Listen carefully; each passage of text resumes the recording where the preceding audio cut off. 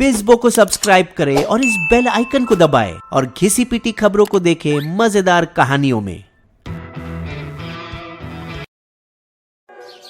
अरुण मुथु की रोज की एक अजीब जिम्मेदारी थी। हर सुबह वो एक नेल स्पा में जाते थे, जहाँ सिर्फ कुछ ही सीटें होती और एक रिसेप्शनिस्ट जो हेयर ड्रेसर का काम भी करती थी। लेकिन वो वहाँ बाल कटवाने या दाढ़ी बनवाने नहीं जाते थे। वो सिर्फ अपना कार्ड वहाँ स्वाइप करता कुछ हजारों रुपए के लिए और उतने ही पैसे रिसेप्शनिस्ट से नगद में लेकर वहाँ से कल्टी मारता। रोजाना यही कदम दोहराते। बी मोहन राज करके एक अन्य शख्स भी यही करता और कई और सारे लोग भी वैसे ही करते।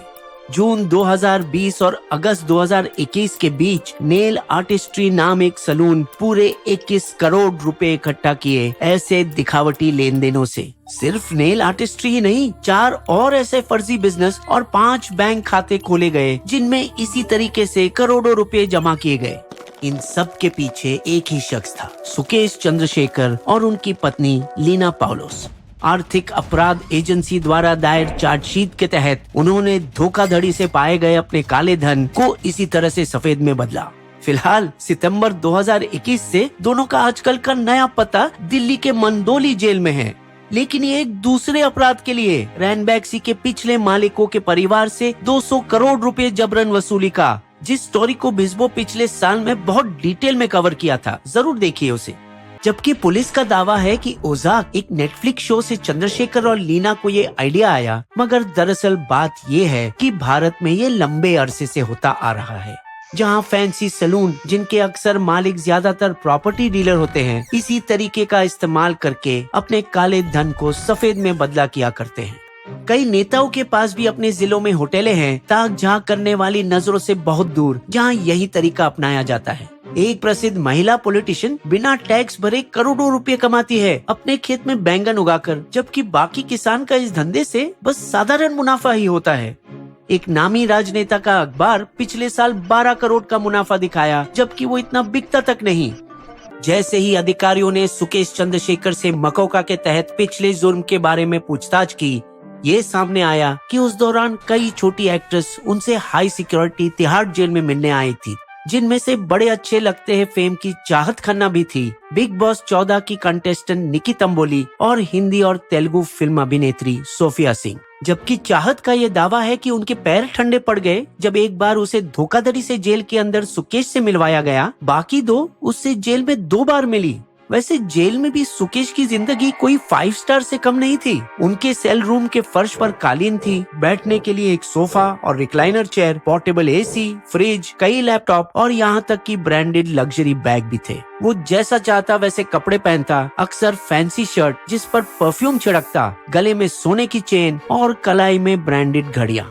अपने आत्मविश्वास और पैसे से लोगों को ठगने में माहिर वो उससे मिलने आए लोगों को लुभा लेता।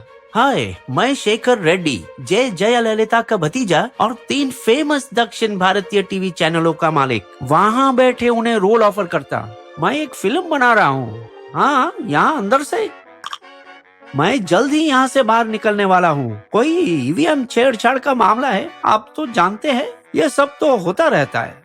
उनसे मिलने आती हर सुंदर एक्ट्रेस को उपहार और पैसे भी दिए जाते, बहुत सारे। निकी को 3.5 लाख और एक गुच्ची बैग, चाहत खन्ना 2 लाख और एक नीली वर्साशी घड़ी, सोफिया सिंह 3.5 लाख और एक एलवी बैग।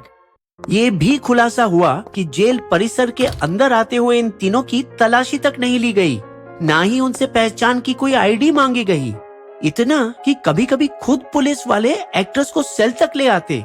सुरक्षा में ढील देने के लिए कौन कौन जिम्मेदार थे, इसका पता लगाने के लिए special police commissioner Ravindra Yadav actresses से कहो कि इस कांड को तिहाड़ में फिर से रचाने में मदद करे, और पता कराया कि लड़कियां किस गेट से अंदर आई, कि वो सुकेश से कहां मिली, उसके सेल में या कहीं और।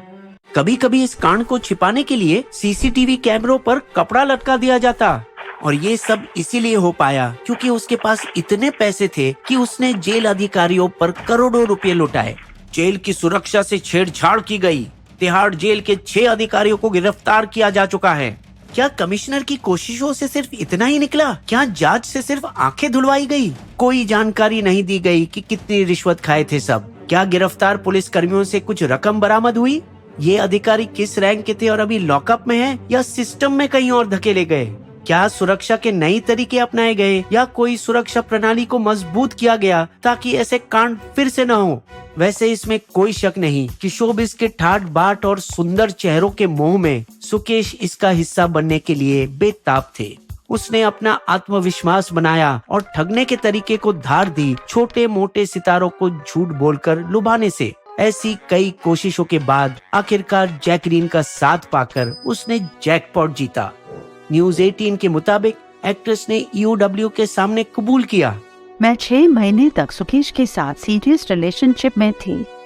लेकिन सुकेश सिंगल थोड़ी था, बिल्कुल नहीं। उसकी जुलाई 2014 में लीना पाउलो से शादी हो चुकी थी और लीना पूरी तरह से उसकी हरकतों से वाकिफ थी। यहाँ तक कि उन्होंने खुद नोरा फतेही से मिलकर सुकेश की ओर से उसे गिफ्ट देने गई। तो क्या ये मान लेना सही होगा कि जैकलीन सिर्फ एक जरिया थी और ऊपर पहुँचने के लिए, जिसके द्वारा उसे बॉलीवुड के अमीर और मशहूर लोगों के बीच एंट्री मिलती, जहां वो अपनी ठगी का और भी लंबा हाथ मार सकता, क्योंकि एक बार जो बना ठग हमेशा का ठग।